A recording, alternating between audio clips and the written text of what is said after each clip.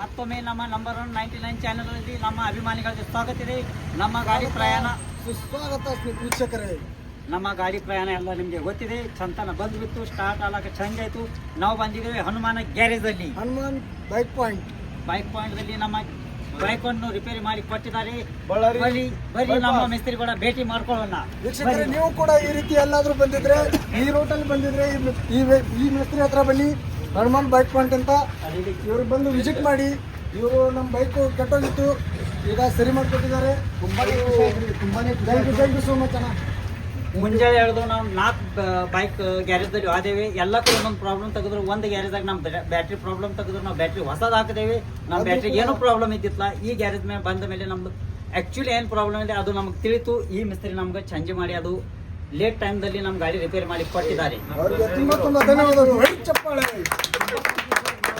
ನಾವೀಗ ಆಂಧ್ರ ಪ್ರದೇಶದಲ್ಲಿ ಇದ್ದೀವಿ. ಇವ್ರಿಗೆ ಕನ್ನಡ ಬರುತ್ತೆ. ಅದೊಂದು ನಮ್ಗೆ ತುಂಬ ನಾವು ಒಳ್ಳೆ ಕನ್ನಡ ಖುಷಿ. ಮಾತಾಡ್ತಿದ್ದಾಗ ಇವರು ಕನ್ನಡದಿಂದ ಮಾತಾಡಿ ತುಂಬಾನೇ ಚೆನ್ನಾಗಿ ಬೈಕ್ ರೆಡಿ ಮಾಡಿ ಕೊಟ್ಟಿದ್ದಾರೆ.